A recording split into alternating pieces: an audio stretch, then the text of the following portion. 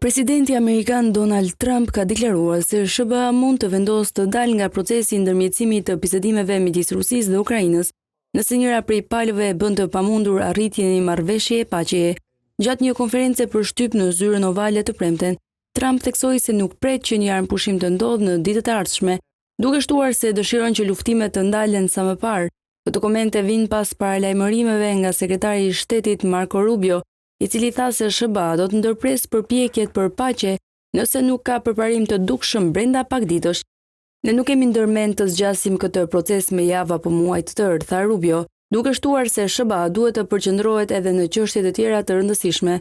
Këto deklarata vijnë teksa Rusia vazhdon sulmet në Ukrainë, ku të premten u raportuan 2 viktima dhe mbi 100 të plagosur në qytetet Kharkiv dhe Sumi, që nga pushtimi i plotë i nisur në vitin 2022. Rusia ka avancuar megjithëse me ritme të ngadalta në lindjet e Ukrainës.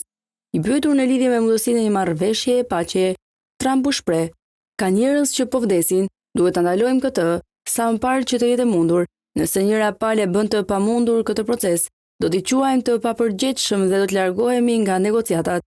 Megjithëse administrata e Trump ishte fillimisht optimiste për një zgjidhje të shpejtë, deri më tani nuk ka pasur ndonjë përparim konkret drejt një armëpushimi të plotë, dhe të dyja palët janë kritikuar nga Washingtoni për mungesën e bashkëpunimit.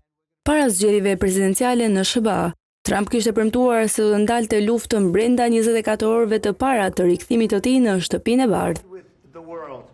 I want to get the thing set. I'm aligned with Europe. I want to see if we can get this thing done.